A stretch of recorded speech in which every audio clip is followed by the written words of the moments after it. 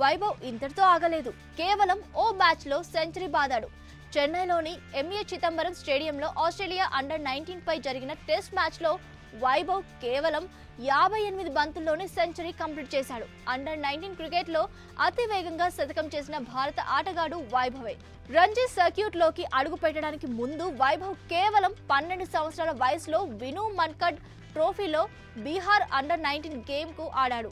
ఈ టోర్నీలో అతను 78.6 యావరేజ్తో 5 మ్యాచ్ల్లో 393 పరుగులతో చేశాడు.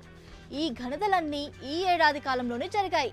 క్రికెట్ను రెగ్యులర్గా ఫాలో అయ్యే వారికి వైభవ్ ఇటీవల బాగా దగ్గరయ్యాడు. సోషల్ మీడియాలోనూ అతను అనేక సార్లు చర్చకు వచ్చాడు.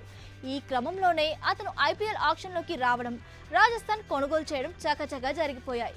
రాజస్థాన్ రాయల్స్ కోచ్ రాహుల్ ద్రావిడ్ అండర్లో వైభవ్ ఆడనుండడం, ది గ్రేట్ వాల్తో కలిసి డ్రెస్సింగ్ రూమ్ను షేర్ చేసుకోనుండడం అతని స్కిల్ను మరింత పెంచనుందని ఫ్యాన్స్ అభిప్రాయపడుతున్నారు.